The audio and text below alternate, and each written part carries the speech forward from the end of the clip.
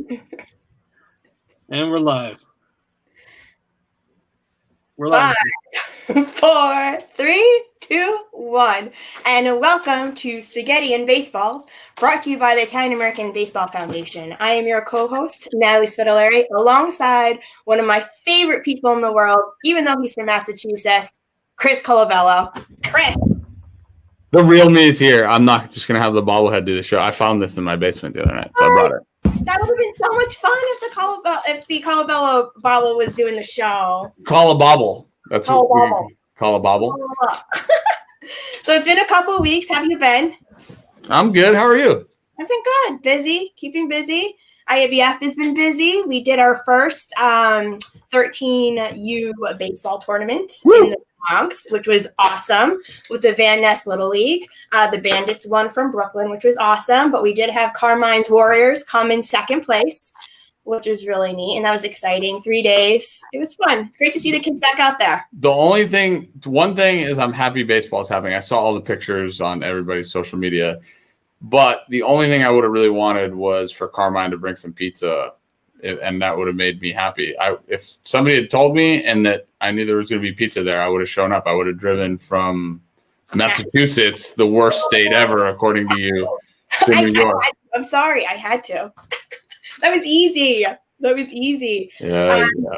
Whatever. But another thing that we have going on next week, on Monday, August 24th, we have our first cigar night at Roslyn Social in Roslyn, New York.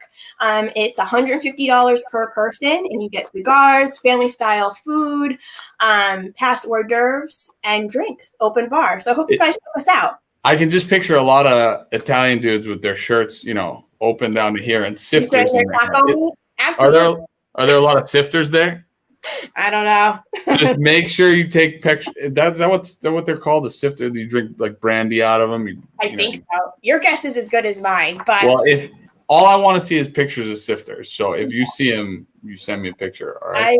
I will. So anyone listening and who wants to attend, make sure you go to www.iabf.foundation/events and purchase your tickets.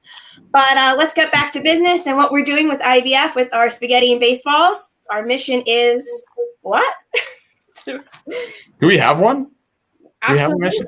All right. So it's like an offset to COVID thing, right? It's been a weird year for everybody.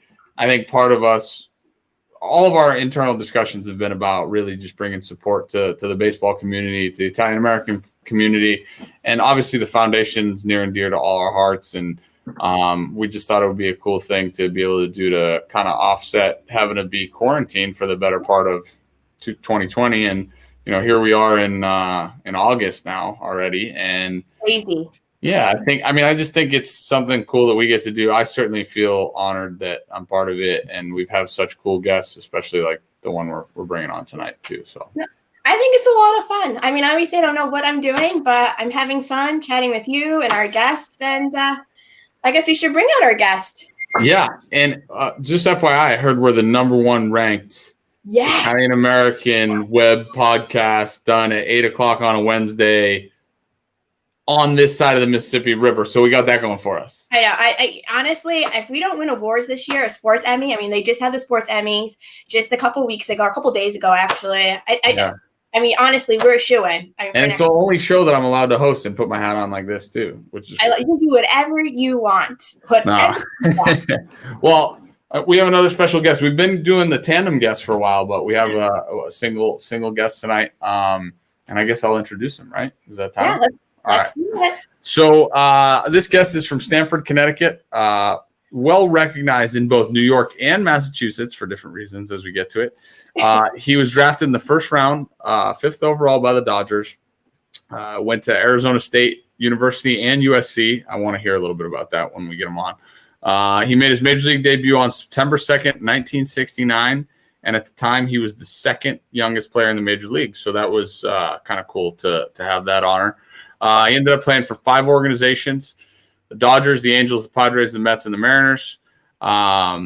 He then went on, and I think this is probably where most people know him from, really, at least my generation anyway. My generation's younger than yours, right, Natalie? Are we in the same generation? Did you just do that? Are we the same generation? Are you younger than me? I don't know. I'm asking. I'm about 10 years younger than you. Okay, that's what I thought. So he ended up managing in the big leagues for 3 different teams: the Rangers from 1985 to 1992, Mets from 1996 to 2002, the Red Sox in 2012, and also made 2 stops in Japan as a manager. Several stops in the minor leagues as well. He has these 2 really cool achievements. He was the MVP of the 1972-1973 Caribbean Series for the Tigres del Licey. I also speak Spanish in case anybody was wondering.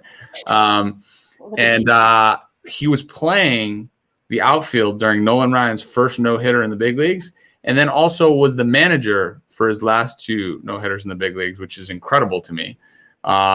He roomed with Bill Buckner when he was at USC. I thought that was a cool thing because I couldn't find like any like cool stats. Like I didn't have like led the league in stealing third base in day games, which I also my research was lacking this week. I think I got a case of the August. He played for Tommy Lasorda when he was a minor leaguer. His boss was George Bush at one point, so that's cool. That's incredible. George W. Bush. Sorry, I had to preface that. Became an analyst at ESPN and is the current athletic director at Sacred Heart University in Connecticut. I'd like to welcome our special guest, Bobby Valentine, otherwise known as Bobby V. Bobby, how are you? Hey, Bobby. Wow. I'm good, guys. The problem is I have 20% left on my battery on my phone after that introduction. And that if Carmine's listening, I want you to understand the first 5 times I met Carmine, I introduced myself to him. Finally, in the 5th time, he said, hey, listen, we've met 5 times already. You've already eaten my food at least 5 times. You got to remember me next time. So if he's out there and that was Carmine's team that was playing, good Carmine, I love. It's a pleasure to be with you guys. I'm also, an inductee into the Italian American Sports Hall of Fame in Chicago. You could have mentioned that. Yes, and we are talking about the Italian American Baseball Federation here, and I'm just happy to be with you guys. What are we talking about? I had a little red wine with dinner, so we're going to make sure I cut out before my battery does. So Perfect. Go, guys. What do we got? Perfect. The one thing that Chris did not mention in his intro was you were a champion ballroom dancer. That's what I want to know. Yeah, as crazy as it might seem. Yeah, when I was a teenager, I took lessons all the time. My dance partner and I were together for 5 years. We wound up winning the national waltz competition at the Waldorf Astoria in New York City. Then we went down to Florida at the Fontainebleau Hotel, and we won an international ballroom dance championship at the Fontainebleau Hotel in Fort Lauderdale. Yeah. So, I did that, and I thought it was the greatest athletic and team event that I ever participated in. I love it. Would you ever do Dancing with the Stars? Well, my buddy started that program when they first came on the air. He asked me, but part of the reasons you don't have a lot of statistics for me is because after I was the MVP in the Caribbean and after I was the MVP at AAA as a 20-year-old, and, when you mentioned I debuted in 1969 in the big leagues, I was 19 years old. Well, when I was 23 years old, I ran into a wall, broke my leg. Broke your leg, I really wasn't a very good player after that. I played another 7 years with 5 or 4 different teams, but just hung on until I was 29, and then I was retired or released or whatever the hell you call it when no one wants you to play for them anymore. Yeah. Well, I think we all get there at some point. Believe me, Bobby. Like at some point, somebody kicks us out and they say, you can't come in this clubhouse anymore. You go, what do you mean? And I'm at my childhood friend's apartment here in Stamford, Connecticut, Joey Chiapetta. We've known each other since Little League. We just had dinner, and that's the sunset he gets to see every day from the balcony here at his apartment in Stamford. So I'm lucky to have Joe as a friend. I see that sunset up my backyard. I should open up my window. I see the same thing. Pretty spectacular. Well, I'm just glad you're hanging out with another Paisan, Bobby. I'm glad you're hanging out with another Paisan. We're all, we like to have Paisans on the show. So I know. We're one big Italian family here. Yeah. We all see each other at the Italian American baseball dinner. And I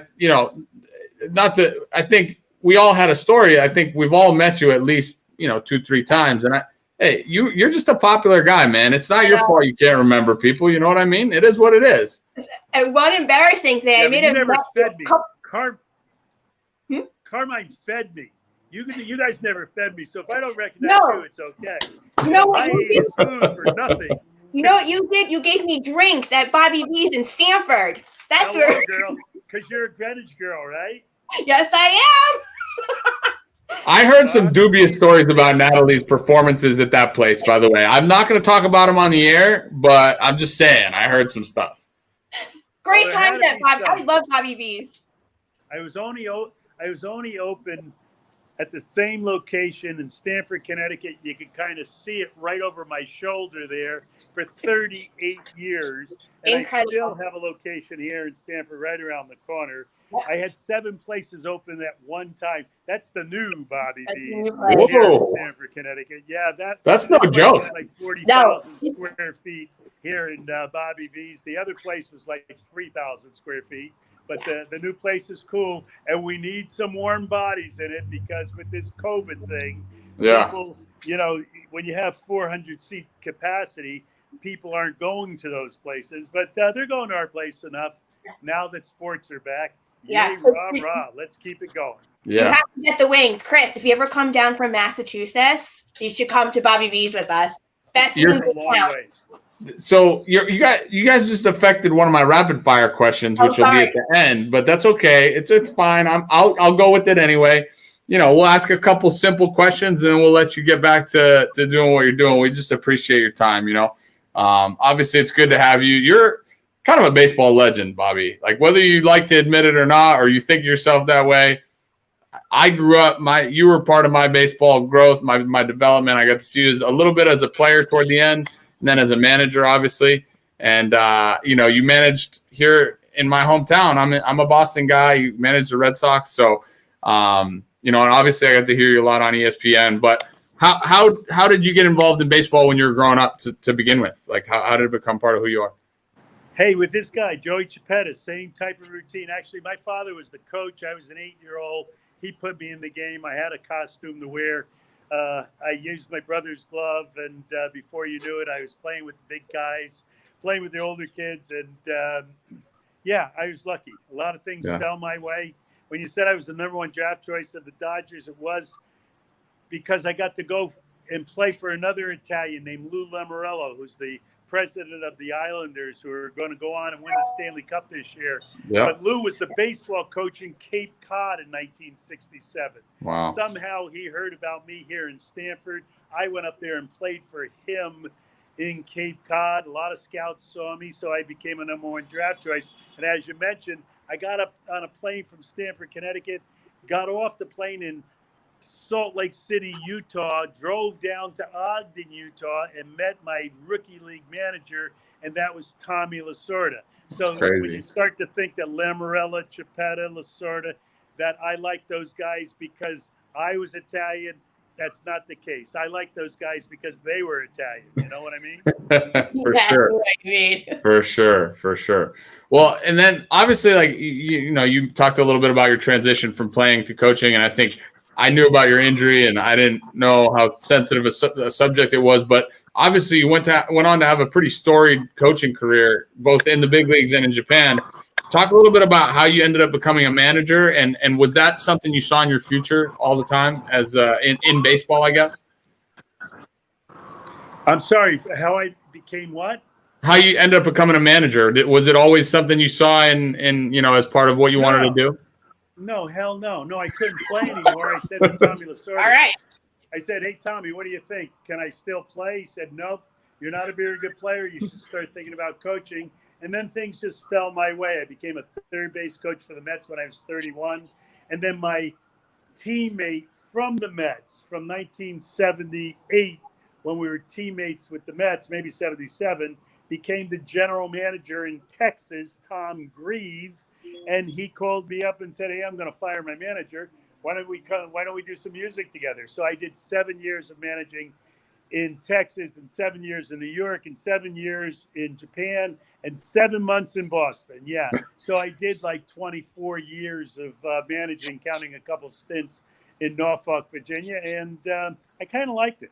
Yeah. Well, one of my favorite stories that I read as you as a manager, when you were thrown out of a game and an inning later, the disguise came into play. How did you even think of to have a disguise? Yeah, again, I was just lucky. Some guys in the clubhouse threw me glasses and a hat, and I found the mustache in the training room, and I went out. It wasn't a very good disguise. It was just something to make the guys kind of laugh when they saw me, because we had a tough situation going on, and we then won after that. We won like 4-3. 42 of the next 53 games and made the playoffs. So, making people laugh once in a while is a pretty good thing. Heck yeah. And I think that's a telltale sign for showing how much you cared about your team. You wanted to be out there with them. Heck, that was awesome. I remember seeing it. I thought it was awesome. They just gave me that bobblehead last summer at the Cyclones game. I was telling Joey to send one over. There he goes. See? There it is. I think it's one of the better bobbleheads. I had about 5 of them. I like that one, to tell you the truth. Yeah, that's a now the question is, do you have that one in your office at Sacred Heart? No, but everybody who works for me does. It's one of the prerequisites. Yeah. Okay. Awesome. Yeah. Awesome. You've been AD at Sacred Heart since 2013, which is incredible. And what you've done for that school is amazing. Well, thank you. We've done a lot of stuff, and this is our biggest challenge right now, coming back from COVID. There's no doubt about that. There's a Bobby Valentine recreation center there that was built that services the entire community of Sacred Heart. We have 32 Division I sports teams. We're winning championships. At least we were when there were championships. But we have almost 1,000 student athletes and 32 Division I sports teams. So we've got it rocking and rolling, and hopefully these days will pass, and the kids will be back on the field doing what they like to do best. And I don't know if you remember this, but in 2013 or 14, I sat in your office at Sacred Heart when Alex Trezza was the assistant baseball coach there. I don't know if you remember that. Yeah. Well, I do now that you say that. Absolutely. I just had to do a refresher. Just a little refresher. Really good impression, CC. Really good. I just had to do a little refresher. I get it. This is a popular man. He's done TV. He's managed in the big leagues. He owns a restaurant. Even getting 10 minutes of his time, to me, and just the fact that you tell me you remember me is good enough for me, man. You're just being nice. Remember, it was 5 times with Carmine. Remember that, right? Yeah, exactly. So I'm still at like 4. So at least, I'll bring you food next time too. And that way, I think I'll get over the threshold. Well, you guys got it. And you know what? My battery just said it's ready to die. So, I appreciate this time. I love what you guys are doing. Hey, we'll let you go. Stay healthy and stay Italian, all right? Keep it going. Yes, you too. Every night of the week. Arrivederci. We'll see you. Wow. Thanks, guys. See ya. Sorry about not bringing. Don't worry about it. Go ahead. I'm going to ask Natalie the rapid fire questions tonight. She's doing it. Natalie. That was fun. That was actually fun. I want to stay longer. I'm putting you on the spot. You're doing the rapid fire tonight. I can't even ask you the first one because I already know what you're going to say. We're live, so let's do it. I'm not going to say sauce or gravy or sauce, as they would say in New York, or gravy. I'm not where people are from about sauce and gravy. It's sauce. All right. So where's your mom, by the way? I haven't seen her say hello yet. I don't even know if she's here. It would be a major miracle if she wasn't watching. But Mom, I love you if you are. So I'm not going to ask you that one. But you're going to get Bobby V's exact rapid fire questions, which are going to be a little weird because I don't know if you can handle these. Probably not. I don't like being put on the spot.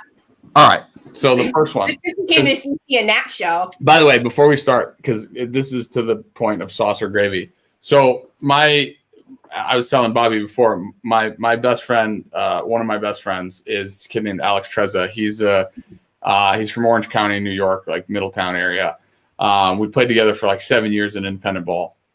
And Alex coached at Sacred Heart, and Bobby had just gotten the job as the AD there. Now, the story has nothing to do with that. But what I will say is that his mom, who I refer to as Ma, because she's from New York. New York.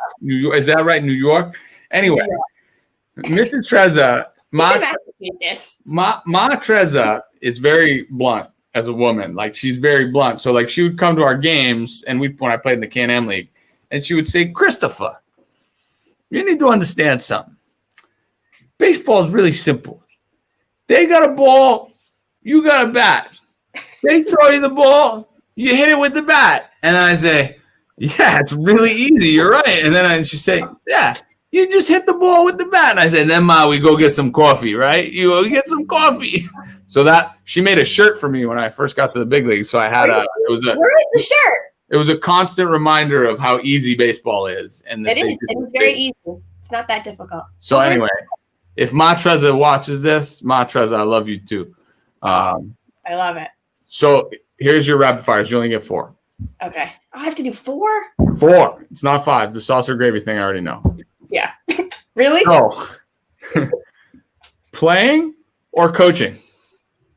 I don't know. That's tough. It's a rapid fire. Just give me an answer. Playing, because I want to contribute playing. Okay, good. Connecticut or California? New Jersey. Connecticut. Forget New Jersey. I should have evolved that question, because the California thing for Bobby was, he played for the Angels for a little bit. So No. I was like, hey. And then he went to USC. So I was like, which one is it? No, Connecticut. Originally from New York, but a Connecticut girl. Okay. So I could have evolved the question to be like Connecticut, New York, or I could have thrown Massachusetts in there. Or, definitely not. You would have said, bleh. Exactly. The next one's going to be really hard. The NPB or the MLB? MLB. I mean, that's an easy answer for you. We didn't even get to talk about Japan with them, but you don't know. Like, you could, like, the sushi in Japan is really good, so you could be eating really good sushi. What? I love Chinese food. I don't know. Yeah, so like, you don't even know. So that was, I mean, I was kind of a biased answer. You just jumped the gun there. You didn't think about all the perks of what it would be like to be in Japan. Yeah. Okay. It is rapid fire though. And I think I know what you're going to answer, but this was my rapid fire that I really wanted to give him now. Chicken parm or buffalo chicken? Oh, honestly, chicken parm is an American dish. I'll go buffalo chicken with extra Frank's Red Hot sauce. Well played. I would have said buffalo. And you mentioned the wings at Bobby V's. Oh, you have to come for the wings. Wings, best wings in town. So leave your little Massachusetts and come down 3 hours. You know what? I've been known to do crazier stuff than drive 2.5 hours to get really good chicken wings. So maybe I will. Tell Bobby, we'll do it. Maybe I will. All right. Oh, you know what? We'll do another show with him from the place. Okay. So, hey, we're going to get to 30 minutes tonight. I want to know more about the tournament. So the tournament went off without a hitch last week or 2 weeks ago? Honestly, Carmine and George Pasanti, who I believe is the GM of the Van Ness Little League, they pulled it off in a very short time, and it was honestly so much fun. It was six teams from Westchester, New York, I think New Jersey, there's a team in there. And just to see these kids and their faces and just back on that field, it's called Back on the Field Classic. It was July 31st, August 2nd. And it was honestly, it was great to see them laughing and cheering, and it was cool. It was cool. So this will be the first of many tournaments that the IABF will be hosting. Those are the trophies that they won, the championship trophy and the MVP and all that. So it was cool. It was That's really awesome. Well, it's really good that, I mean, obviously to have a vehicle to be able to get back out on the field, and the IBF has made it very clear about how much they care about, especially at the youth level, but all the way up through the professional ranks, about just supporting the game and supporting Italian American, both born in the States and born in Italy. The Italian league is back playing, and they did have a little bit of a scare. One of the teams reported one kid got sick, but the league's going off and everybody's okay. But as a country as a whole, I would say it seems like Italy is doing pretty well, which is promising, obviously, for us, I think, moving forward too. My friends are all rubbing it in. They're sending me pictures from the beach over there all the time. So, and I think my mom's a little bit upset that she didn't go, because now she's like, well, I could have gone. And I'm like, why did she go? Well, I think there was like some travel issues. Like she could have gone, but there would have been like a quarantine situation, stuff like that. So that's tough. Yeah. And my dad, and like as much as I love my father, like when I said my best friend before, like my dad is my best friend. My mom, I can't even call her my best friend because she's my mom, like I love her. Like there's no friend there. She's just my mom.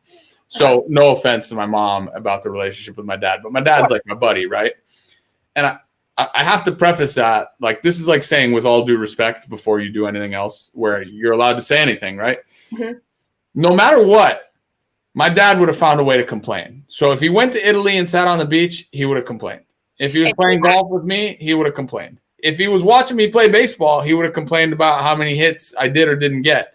So my dad has a tendency, and I'm going to do for all the people out there, and if anybody's watching that knows my dad, this is a demo of Lou Colabello at a game. So he has a tendency, as my at-bats are going on, to get more and more turned away from the field. So by the time you know it, he's got the leg crossed like this. You're showing a little leg over there, sweetheart. And then he goes, and then if I take a pitch, if I just take a pitch, like any pitch in the game for a strike, what? No! God's sakes. So, Dad, if you're watching that, yes, I hope he is. That was he gets really dramatic. And they nicknamed him while I was a member of the Worcester Tornadoes. Stadium's pretty small. They actually nicknamed him Where's Waldo, because if I made an out in an at-bat, he would move like from one corner of the stadium to the other. And I'd be looking for him, and I had to learn to listen for the whistle. He whistled. Interesting. And I can't whistle at all. He would go, but it was good.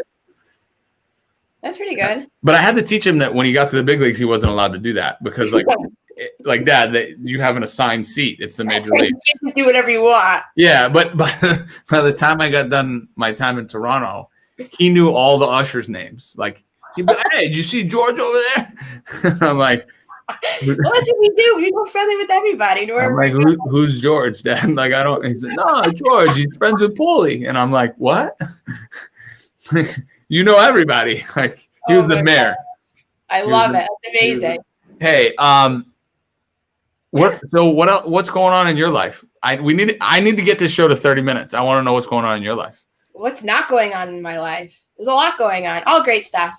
Work's been busy, which is really nice, seeing all the baseball games live on air. So we're busy in the studio.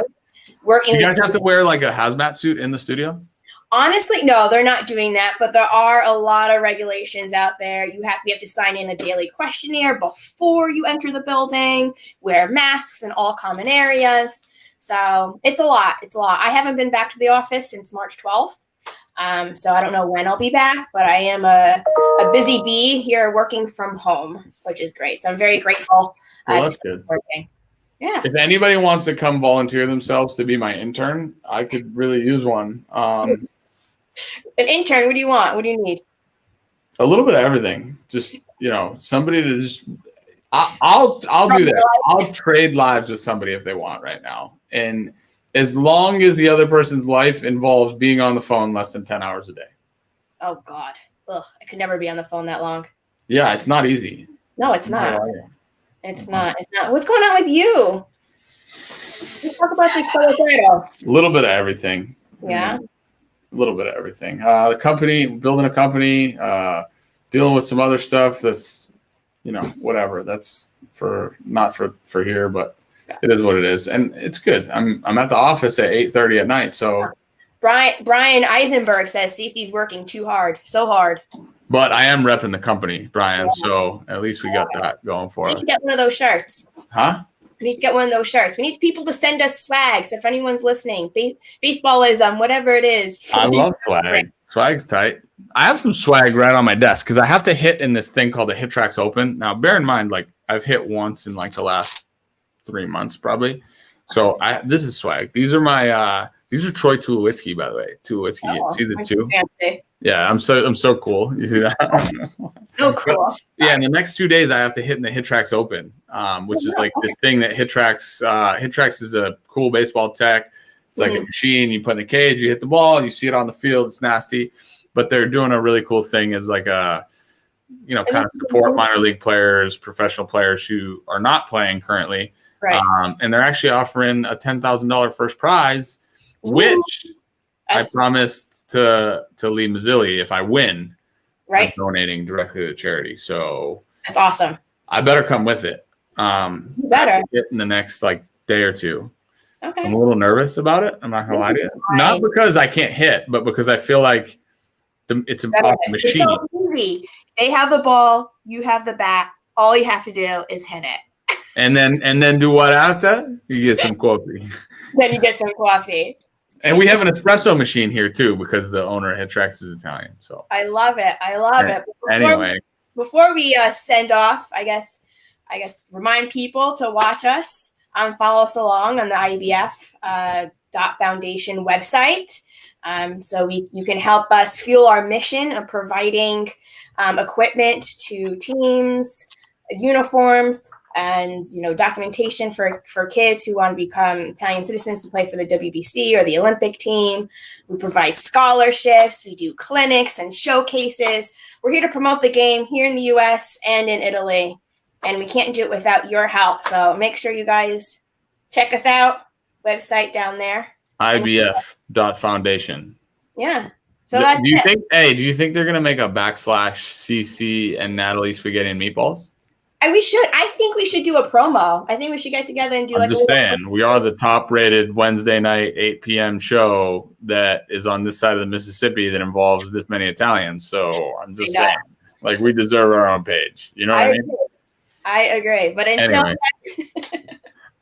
yeah, we'll be back soon. I don't know when, but make sure. Hopefully, our guests can stay more than like 10 minutes next time. No, that was great. This was really a show about us.